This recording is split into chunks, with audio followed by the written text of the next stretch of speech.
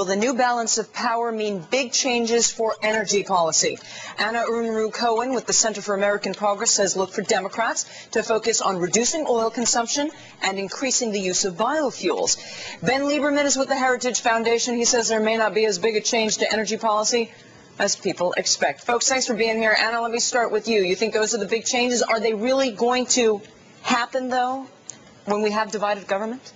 I think they are. For a long time, it's been clear that the American public is very concerned about our oil dependence. It's tied up in the two big issues of this election, Iraq and the economy.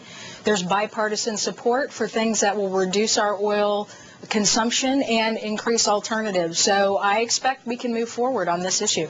Ben, I don't think a lot of folks argue that our need to rely less on oil from outside the country or search for alternatives isn't a good thing, but is increased regulation the way to go, which is maybe what we're going to see from the Democrats, or should we rely more on the markets? Well, I hope we rely more on the markets, but it's going to be tough to get legislation done. Keep in mind, whatever happens in the Senate, there'll still be more than enough Republicans to launch a filibuster, and the president still has his veto pen.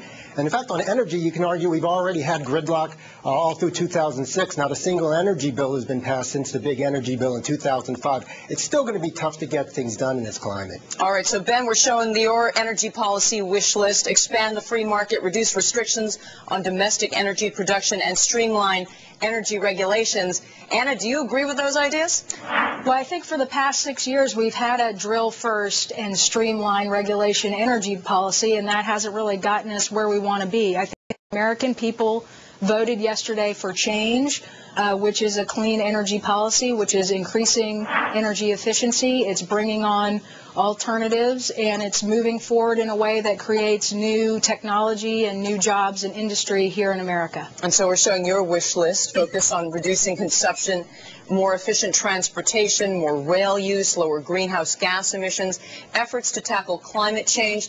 Let's talk about, though, one of the issues that you're going to maybe have some trouble with. Even the guy who's now going to be running the House Energy Committee, Representative Dingell, who's a Democrat, has actually come out against, say, boosting fuel efficiency on cars. I mean, do you really have that much momentum? I think you do. I mean, we haven't. The Republican leadership held off having votes on CAFE standards for the past few years because we've seen more and more people stepping up to say that's an issue.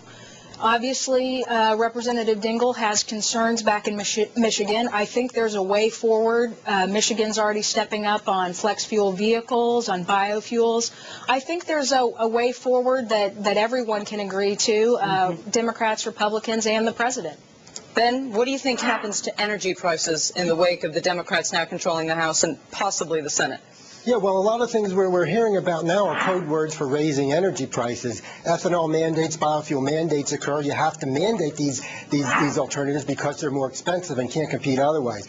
Regulating greenhouse gas emissions, very expensive. So we're talking about some things that may actually raise the price of energy, and that's about as big a misreading of the mandate as I can imagine. Anna, how important would a win in the Senate be for your position? Oh, absolutely. That makes moving forward on clean energy policy easier. But, you know, I think a progressive energy policy, a clean energy policy, again, is what the American people want. It has bipartisan support. So we'd love to have Harry Reid as the majority leader to help us on that. But I think it'll move forward regardless. Ana, Ben, thanks for weighing in on the future of energy policy. Straight ahead.